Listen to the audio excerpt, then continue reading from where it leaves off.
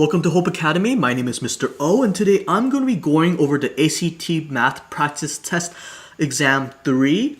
This is an exam that's provided online on the ACT website. Feel free to look at the description below if you want to look at this exam.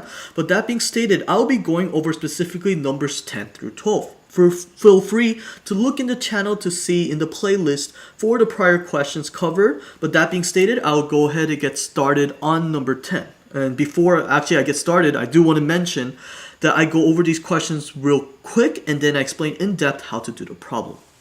So for number 10. Oh, okay, so repeat, interesting. 0, 20, so not this, not this. Okay, 1. Okay, so for number 10, my final answer is going to be G. And now I'm going to go ahead and explain to you how I was able to get to this answer so quick. So for number 10, this is based on the concept of the linear relationship, okay? And I'll write that in a different color. Linear relationship, okay? And when we are dealing with linear relationships like this sort of question, the important thing I need to look for is 1, a Y-intercept, and then 2, to potentially, plug in values afterwards to test to see which point makes sense. So for number 10, my Y-intercept is actually provided very clearly. This right here, this value right here they provide right here is going to be my Y-intercept. And so that means that whenever I am dealing with mx plus b format, which is always here, mx plus b equals to y, the value that I need to remember is that this y-intercept value is going to be the b value right here in the equation. And so I need something that says plus 120 because when I plug in x as 0, this mx is going to become 0. And so it will be plus 120 to equal to 120. So b has to be 120. So that's why I was able to cross out f automatically, h automatically, and I. Because I does have a y-intercept value, but it's not 120. It states 32 on I. And so f, h, I automatically I took out. G and J both have plus 120, thus I need to look at the next point. This is where you could plug in other points to test. So this point right here, I looked right here, 1, 152 and tested it. So for G, if I plug T as 1, it will be 32 plus 120, which is 152 as confirmed.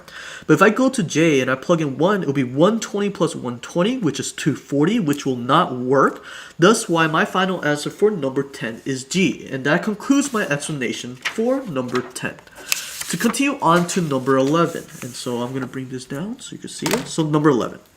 So industrial cleaner is using the 3 ingredients A, B, C, which is mixed in a ratio of 2 to 3 to 5. So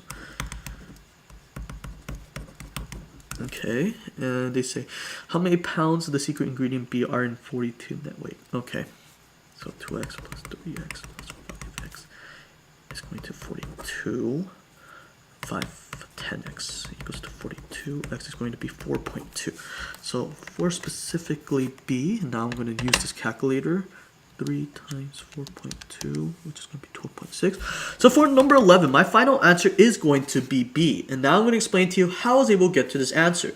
So for number 11, basically what it's asking me to do is to find out proportionally from the 2 to 3 to 5 that these are going to be proportional amounts that are consistent throughout whatever amount of total quantity of, the net weight of the bucket for this cleaner that he will have. And so what happened was that because I understood this, I just did 2x plus 3x plus 5x, which are coming from the 2 to 3 to 5, and made it equal to 42. Because what this will let me do, these x values will let me do, it'll help me find the multiple or the ratio that I need to multiply to any specific value to find how much of each I actually need. And thus, 2 plus 2x plus 3x plus 5x is going to be 10x, and 10x will equal to 42, so I divided 10 on both sides, I ended up with x equals to 4.2. Afterwards, the question's asking me specifically for ingredient B.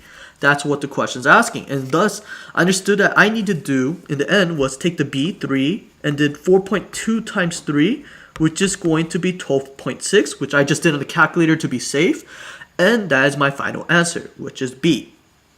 Now to continue on to the last question, so for number 12. Okay, so do we note that the formatting is a little weird on the printout, so I'm going to write it out again. Okay. Because I did remember that there were exponential questions in this, so okay. So now how do I solve that? So I'm going to plug this in here.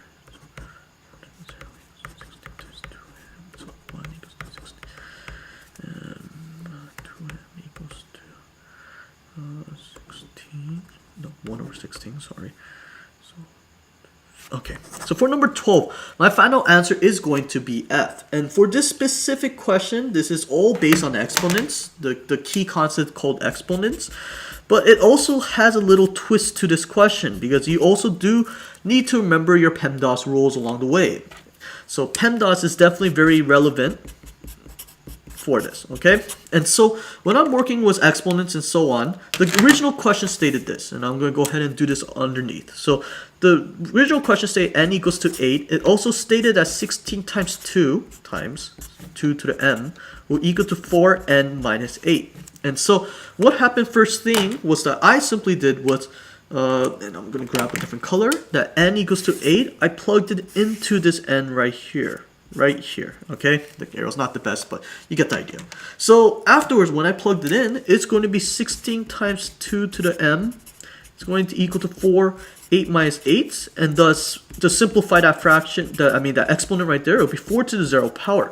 To review this idea, the first idea is that whenever I have an exponential power to the 0 power, it will always be 1. It could be m to the 0 power will be 1.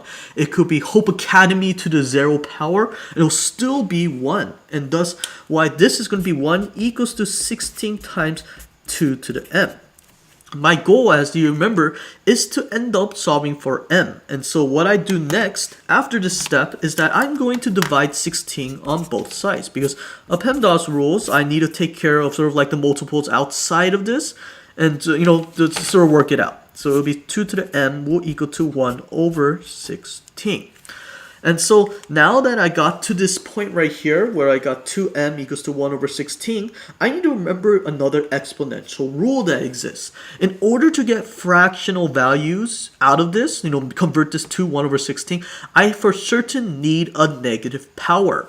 And so when I look at the 12 choices from F through J, I know H, I, J will guarantee not be the possibilities. So now I have to think about F, which is negative 4, and G, which is negative 2. If I take G, negative 2, it'll be 2 to the negative 2 power, and it will be 1 over 2 squared, which is 1/4. But since, and I'll show this right here, since F is going to be 2 to the negative 4 power, I mental math this part, it's technically the same as 1 over 2 to the 4th power, which is going to be 4th power, which is going to be 1 over 16, which is why for this question, my answer is going to be F, negative 4. And that concludes my explanation for number 12 and for the exam 3 from the ACT website. Thank you so much for watching this video. I will continue on to the exam 4 on the ACT website. So please do subscribe to our YouTube channel, like our Facebook, like our Facebook page, tweet us at Twitter so that we could continue to make content like this. I hope you have a wonderful day.